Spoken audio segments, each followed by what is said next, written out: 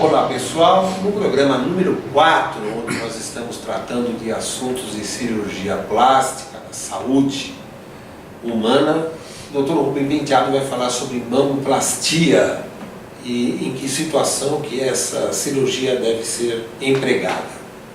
Bom, de uns tempos para cá, eu não sei se mantém essa prática ainda, mas a gente percebeu que houve uma corrida pelas mulheres para fazer implantes. Se mantém esse hábito? Diminuiu? Fala um pouquinho sobre isso e em que situação que se dá essa necessidade. É uma cirurgia muito comum, muito frequente. O que está mudando um pouco, e isso é bom, é uma tendência que chegou a beirar um pouco o exagero, Sim. indo já para uma situação de normalidade. Tá. É curioso, porque a gente teve, durante muitos anos, a cirurgia mamária mais feita no Brasil era a redução.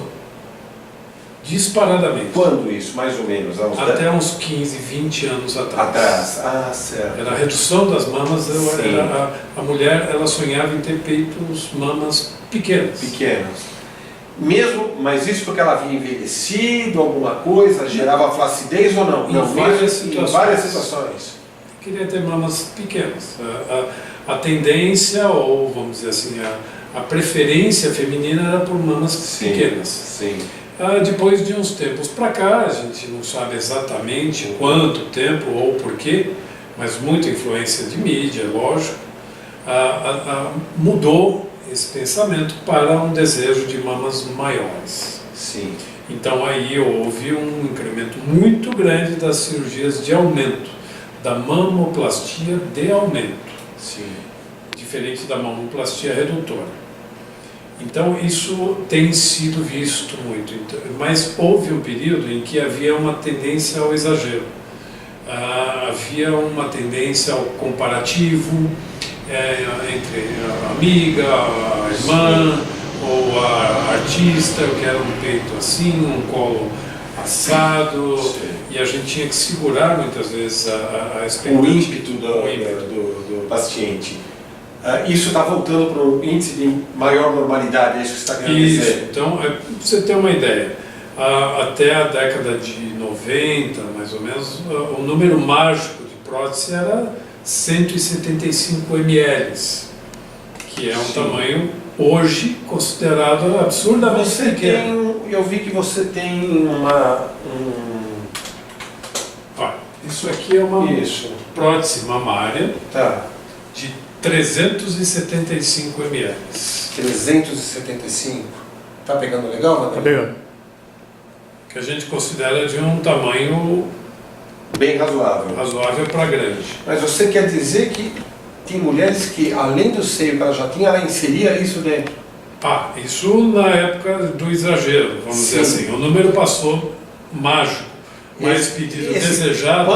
Qual o tamanho? Essa não, é um pouquinho menor que essa, é o número mais pedido, era 300 ml. Sim, nossa. 300 ml. Hoje a gente já consegue, na maioria das vezes, até espontaneamente da paciente, que a gente decida por um tamanho até um pouco menor do que os 300 ml. Então, porque começou a se ver muita gente que colocava prótese de tamanho exagerado retornando para fazer uma diminuição daquele tamanho. Porque começou a ficar desarmônico, começou a ficar incômodo e uma série de coisas. Sim. Como a gente já até previa naquela época, mas você atendia até um determinado limite aquele desejo. E a cirurgia tem prazo de validade? Ou seja, depois há uma perda volta a ter uma certa flacidez, por exemplo? Qual é o prazo que a cirurgia... O que a gente fala sempre, a cirurgia de aumento das mamas, ou o uso das próteses mamárias, nunca é uma cirurgia única. Por quê? Porque o que o corpo vai fazer com este corpo estranho dentro dele é uma incógnita para cada paciente. Cada indivíduo vai ter uma reação própria. Então a durabilidade deste implante vai depender de cada paciente. O que a gente tem é uma média geral de 20, 25 anos, mas você não pode prometer que vá durar isso tudo, ou pode ser que dure mais. Então você tem que ficar sempre atento, como todas as pacientes devem ficar com as mamas, Sim. fazer seus exames periódicos, Sim. voltar ao teu cirurgião e ver se está tudo em ordem. Se estiver tudo em ordem, vai seguir. Esse tecido pode dar rejeição? É muito raro. Raro. A rejeição, o que seria? Uma reação muito forte do organismo. Mas ele não contra- tem um líquido aqui dentro? Tem um gel. Ah, ele tem um gel aqui Gel de dentro. silicone aí. Isso é nacional ou importado? Isso é importante. Importado. Existem fábricas nacionais, existem fábricas importadas. Veja, isso é um detalhe fundamental. Há um tempo atrás nós tivemos um problema muito grande com algumas próteses de origem Eu me francesa. lembro, houve um... Exato.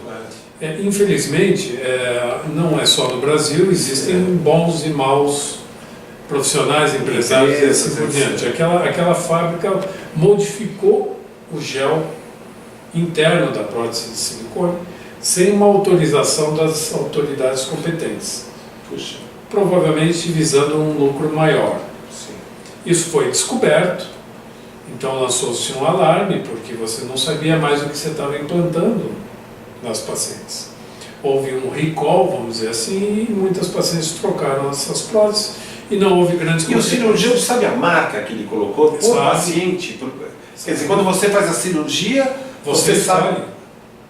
Ah, a mulher escolhe a marca? O cirurgião O escolhe. cirurgião escolhe a marca? Por que o cirurgião escolhe? Porque ele tem o conhecimento e a responsabilidade daquele produto. Sim. É ele que está fazendo aquela implantação. Sim.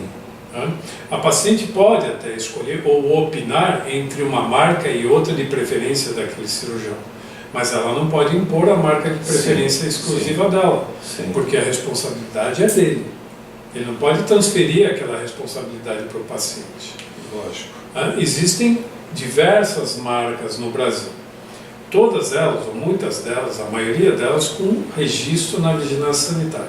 Então vai da preferência de cada cirurgião, principalmente conhecendo a origem daquele produto, sabendo que é de uma empresa idônea e confiável. Lógico. Né? Mas nunca pode ser vendido como um produto definitivo. Porque provavelmente esse paciente vai passar por uma troca dessa prótese. Pelo que a gente percebe, não sei se estou falando corretamente, mas muitas jovens procuram hoje em dia a cirurgia das mamas, né? Quer dizer, ela quer fazer uma alteração quando ela ainda está, vamos dizer, muito jovem, 20 e poucos anos, o que obviamente não teria por que fazer isso. Continua esse ambiente de escolhas assim tão estranhas, tão antecipadamente? 20 e poucos anos e menos. E menos. Inclusive adolescentes procuram. É. Né? O que a gente fala? Né? Até os 18 Precisa da autorização do pai. precisa, senão não pode. A princípio é ilegal fazer uma cirurgia dessa sem uma autorização explícita e oficial dos pais. E o pai vem aqui e fala para você, olha minha filha, como é que é? Deve ser muito chato, Pois é, eu não existem consegui. casos e casos. Né? O que a gente tem que evitar é o modismo. Sim. É o modismo. O adolescente ou o adolescente, ele quer porque quer se sentir o melhor possível dentro daquele grupo. Sim. Se todas as amigas já fizeram ou ela se sente diferenciada porque tem uma mama pequena, ela vai querer aumentar aquelas mamas. Da mesma maneira que ela vai querer um cabelo diferente, um piercing diferente, uma tatuagem. Sim. Só que isso é um procedimento que causa algumas consequências no Sim. organismo. É invasivo, né? É uma cirurgia. É uma cirurgia. É uma cirurgia. Então ela deve ser feita com cautela. Sim. Existem casos específicos. Por exemplo, quando a gente tem aquela menina que tem uma assimetria muito grande, uma mama muito diferente da outra. Assimetria. Assimetria. Tá. Uma mama muito grande. Diferente. Ou muito diferente, uma assimetria muito grande. Você vê que ali realmente aquilo causa um complexo ou causa... Sim. É uma Sim. anomalia. Uma anomalia. Nessa situação, por exemplo, você está autorizado a fazer uso de uma prótese e já sabendo os pais que provavelmente não é uma cirurgia definitiva. Sim. Por quê? Porque aquele organismo ainda vai se modificar. Prótese ou não, porque você pode reduzir uma ou aumentar a outra. Pode. Então, se necessário Sim. for. É que às vezes, dependendo do caso, você não consegue fazer a simetrização sem o uso da prótese. Ah, entendi. Simplesmente diminuindo a outra. Sim. Porque a outra é tão pequena que ela vai ficar sem peito dos dois lados. Sim, então não adianta. Então você tem que aumentar um pouco aqui, é pequeno. Tá. Tem que saber que é uma cirurgia de caráter excepcional e que ela ainda vai sofrer modificações do próprio crescimento. Sim. Porque ela tem 14, 15 anos muitas vezes e vai haver uma modificação e é depois do crescimento você faz uma nova avaliação e vê se há necessidade de algum ajuste. Tá. Tirando esses casos necessários dessa forma, mulheres que ainda não engravidaram e consequentemente não amamentaram, não é indicado fazer cirurgia? Tanto faz? Como que funciona isso? Depende do tamanho do desconforto.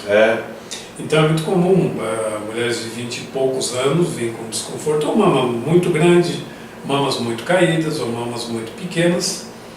E aí a pergunta inicial, tem filhos? Não. Qual é a pretensão? Às vezes nem casada é. Sim. E hoje cada vez mais a mulher vai ter filhos tardiamente. Então muitas vezes você fala para ela, o ideal é esperar a gravidez e a amamentação para fazer. Mas ela vai esperar o quê? 5, 10, 15 anos? Se ela não sabe. Se ela nem sabe. Mas tecnicamente não seria recomendável? Não, pode ser feito. Pode o que a gente sempre fala é assim, a consequência da gravidez naquele resultado é imprevisível. Ah, sim, porque a mama vai inchar, vai crescer e você vai estar, você não sabe o que não resulta, sabe. Não sabe. E não sabe como que ela vai crescer, de que forma, então. Exatamente. Entendi. Mas de qualquer forma, na imensa maioria das vezes, você precisa, se necessário, algum ajuste depois das gravidezes. Sim. Mas muitas vezes não, a mama permanece, o resultado se mantém e assim por diante. Se mantém. Tecnicamente a gente usa técnicas que mantêm a função das mamas, porque a mama, além de bonita, o ideal é que amamente, ela é feita para amamentar, e a gente não pode deliberadamente privar a mãe de algo tão essencial como a amamentação. O que a gente não promete é que vá amamentar. Porque muitas vezes, mesmo não tendo operado nada, a mulher pode ter alguma dificuldade na amamentação. Mas a gente mantém a função das mamas. Naturalmente existem os casos de cirurgia e infelizmente o câncer tem trazido a mastectomia para o centro desses debates, né? Como que a cirurgia, no caso de mastectomia, ou seja, a mulher que retirou a mama por conta de um tumor, ela costuma ser uma cirurgia diferente, é um outro procedimento? Fala um pouquinho sobre isso. Os conhecimentos são parecidos, mas a abordagem é diferente. Sim. Graças a Deus a gente tem visto umas mudanças radicais em mentalidade. Em primeiro lugar, o diagnóstico, quanto mais precoce, menor é, vamos dizer assim, o problema causado pela intervenção, pela cirurgia de retirada daquele tumor. Então a gente consegue hoje, com pequenas, teoricamente limitadas ressecções das mamas, curar uma paciente. E você vai ter que fazer alguma reconstrução muito pequena, muito sutil. É claro que existem os casos mais avançados, em que a intervenção tem que ser mais radical, muitas vezes você tem que retirar aquela mama inteira, mas a mulher hoje ela tem o direito e a vontade de se sentir bem imediatamente. Então a cirurgia de ressecção de um câncer de mama, ela hoje já é pensada automaticamente como uma reconstrução. Mas o cirurgião já acompanha, no caso o cirurgião plástico, ele já acompanha a retirada da mama, ou seja, o procedimento do oncologista, vamos assim colocar, ele já é acompanhado imediatamente pelo cirurgião plástico? Então, existem equipes completas em que você tem um oncologista, um oncocirurgião ou um mastologista atuando, e imediatamente o cirurgião plástico já dentro desta equipe já passa a atuar também, e existem os profissionais com a formação completa em mastologia e cirurgia plástica. Oncologia chama oncoplástica. Ele é um especialista em mamas, por exemplo. Ele faz tanto a parte oncológica como a parte reconstrutiva. Existem as duas possibilidades. As duas possibilidades. Você me falava sobre as possibilidades, ou a possibilidade de algumas mulheres, em algum momento, partir uma decisão de colocar uma prótese e depois ela vem retirar. Fala um pouquinho sobre isso, ou vem uma redução a posteriori. Explica um pouquinho esse procedimento, como é que isso funciona e os problemas que possa causar. A prótese é uma arma fundamental hoje em dia, ela nos ajuda em muitos casos, né?